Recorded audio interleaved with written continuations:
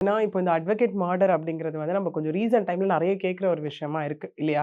ஏன்னா, நெறைய விதமான கிரைம்ஸ் நம்ம பார்க்குறோம். அதுல வந்து ரவுடிசம் கொலை ஒரு பக்கம், என்கவுண்டர்ஸ் ஒரு பக்கம், பிளஸ் அட்வொகேட்ஸும் நெறைய லைக் இது கோர்ட் வாசல்ல வச்சு கொலை பண்ணப்பட்டாங்க, வீட்ல வச்சு கொலை பண்ணப்பட்டாங்க, ரோட்ல போம்போது கொலை பண்ணப்பட்டாங்க அப்படிங்கிற விஷயம். பட் அதுக்கு ரீசன் என்னவா வேணா இருக்கலாம் இந்த இடத்துல. ஓகே ரீசன்ஸ் இதுதான் நம்ம டெஃபனிஷன்க்குள்ள கொண்டு வர முடியாது. பட் எஸ் அட்வொகேட் மர்டர் அப்படிங்கிற ஒரு விஷயமா தான் இருக்கு. இதுலயுமே பார்த்தீங்க அப்படின்னா 30ஆம் தேதி தான் இந்த விஷயம் கண்டறியப்படுது முதல்ல.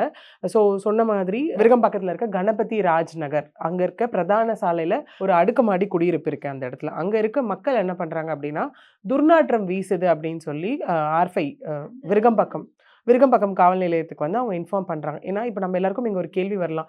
துர்நாற்றமே வீசுது அப்டின்னா, அப்ப எவ்ளோ நாளா அந்த சடலம் அந்த இடத்துல இருக்கு? அப்டிங்கிற ஒரு கொஸ்டின் ஒரு ஒரு எப்படி சொல்றது? ஒரு லேமேன் லாங்குவேஜ்ன்னு சொல்லுவோம். ஒரு லாஜிக்கல் திங்கிங் மூலியமா எல்லாருக்கும் வரக்கூடிய ஒரு கேள்வியா அந்த இடத்துல இருக்கும்.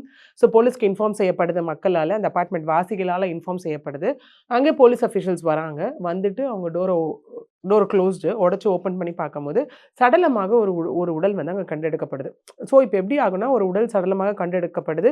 எடுக்கப்பட்டு என்ன பண்றாங்கன்னா, போஸ்ட்மார்ட்டம்க்கு வந்து நீங்க கேகே நகர்ல இருக்க இஎஸ்ஐ ஹாஸ்பிட்டலுக்கு வந்து அனுப்பப்படுது. அனுப்பப்பட்ட அப்புறம் போலீஸ் அவங்களோட இன்வெஸ்டிகேஷன ஸ்டார்ட் பண்றாங்க.